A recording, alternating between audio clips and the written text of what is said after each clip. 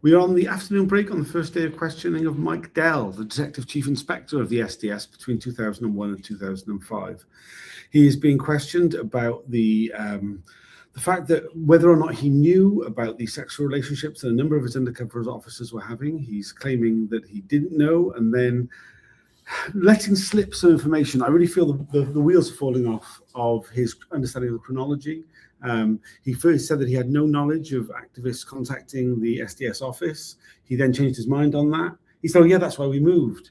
And I mean, there's been a number of things that he's come out with which kind of suggests that he's acting like he's learning as we go, where it's very obvious he's been trying to deceive, I feel.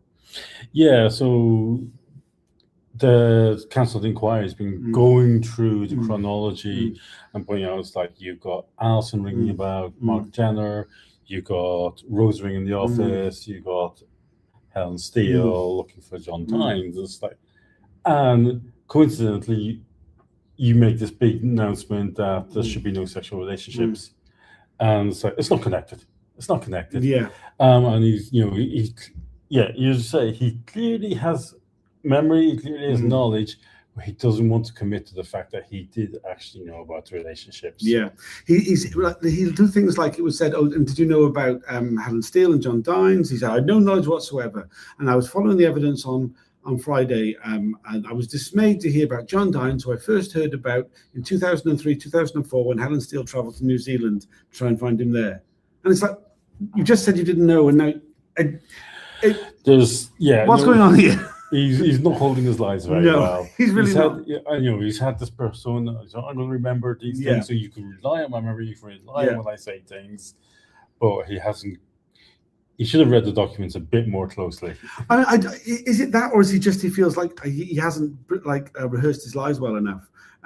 He also says that the reason for his directive that no sexual relationships are permitted by undercover officers was not precipitated by any knowledge of any sexual relationships, but rather just the knowledge that James Thompson had been travelling unauthorised, when he was using an unauthorised passport, and that he didn't know about the sexual relationships until a year later.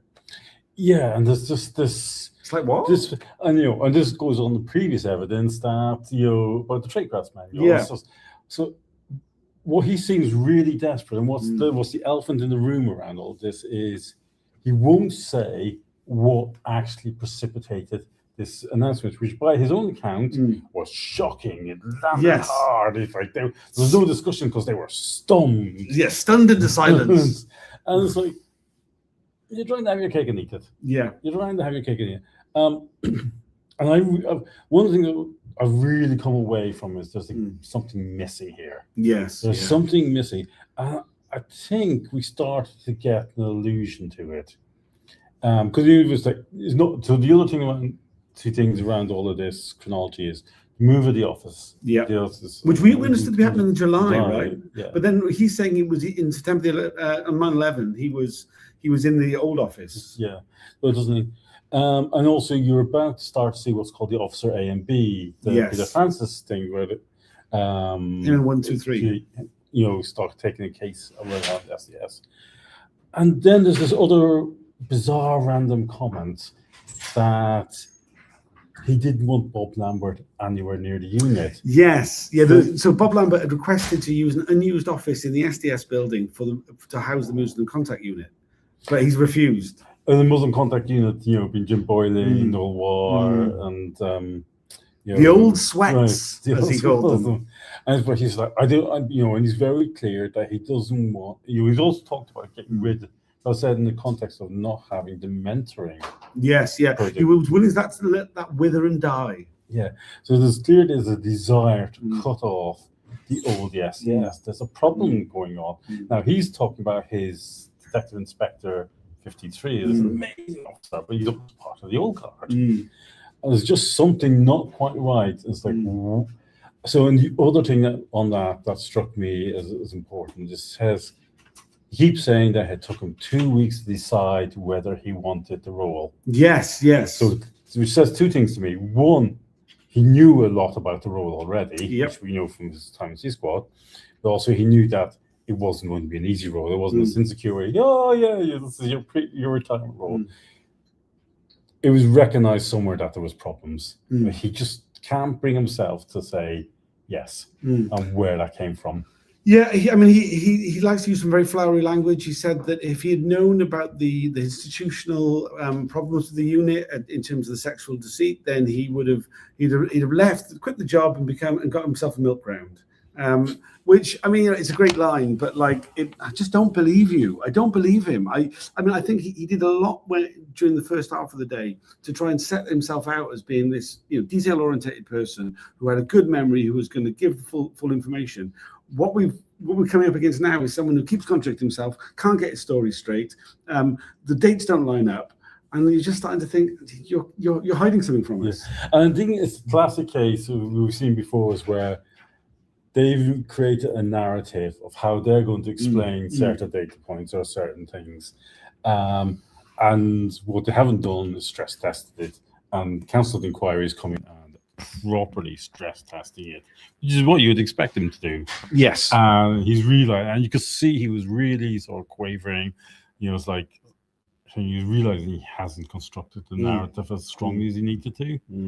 But it has been a relentless, focus on just that 2-year period, 1-year period of the SDS coming under external. The other thing that's come up quite a bit is he says that when he gave this direction that sex undercover was no longer permitted, never permitted, wasn't permitted, you can't do it, that Carlos Saracki came to him 4 days later and said, hands up, I've been having a sexual relationship with someone who was not an activist, and it's come to an end. And so according to Dell, he went away for 4 days, had to think about it, decided to allow Carlos Saracki to stay on the unit because he'd held his hands up, been honest. It predated him giving this directive, so that it was a sign that he'd flushed someone out. And he was really pleased by it. Really pleased by that. Yeah. He now says he was a mug and he was duped. But what I think we should all take issue with is the fact that he said there was a quantifiable difference between an undercover officer deceiving a member of the public as opposed to an activist. And he used some very, very, very strong language. He talked about informed consent. He talked about the possibility of it being rape if it was an activist. But when it was a member of the public, it was just an affair. It was no different from one of his sergeants having an affair, which, I think really goes to the heart of his lack of understanding of the abuse that he facilitated in his role. Yeah, and this is where, he has the words, but he clearly doesn't have the understanding of what those words mean, because he kept on talking about, well, it's not that much difference from a lorry driver having a relationship at two ends of the country, and, council inquiry point out, well, you're doing it on state time. You're doing it in the cover identity provided to you. You've got the support network. That's the difference. And he seemed to really struggle with that. He really, really did. He talked about having a duty of care to the wife. He talked about having a duty of care to the officer. But when it was suggested he had a duty of care to the members of the public, he didn't accept that. He didn't accept he had a duty of care to the activists either. The only time where I think he was being honest when it came to the difference between having sex with an activist or sex with a member of the public is that the member of the public didn't pose as much of an operational security risk, and that they wouldn't know what to do with that information, whereas an activist might expose the unit. And a big discussion around that was the warning he gave. And he was challenged on this. The warning was all based around operational security, and it would. And he was very clear. He deliberately left out warning about the respect to the activists because they clearly had already made, if they were doing that, had already made a decision to abuse. And it just rang a little hollow. Very. He was looking for a reason why he did make that, because he didn't give a shit himself, let's be honest. But he doesn't want to show himself up as that person. So he's, it wouldn't have landed. It would have, I was trying to reach them. It didn't matter, and he ended up, was like, would you write it down? Would you have written it down? Well, it wouldn't have mattered. And eventually it's like, yeah, I should have. There's so much of what he says that sounds like it's going to be in the benefit of hindsight. No, I don't get the impression this is somebody who is giving an honest recollection of events. No, and he's talking a lot, but he's disappointing in that level. He is. And we better go back in. It's only a short break. Thanks for joining us. I'll do a longer video at the end of the day, hopefully with a couple of different people joining me. Just to reply to one of the comments, are you ever going to talk to the chat? Yeah, absolutely. Whenever there's any informed questions or people kind of engaging with us, we do engage. A lot of the chat that comes from some people. It doesn't make any sense. I don't get the impression you're aware about the Spike Ops inquiry in general, so I don't respond to those. Sorry about that. All right, cheers for now. See you later on.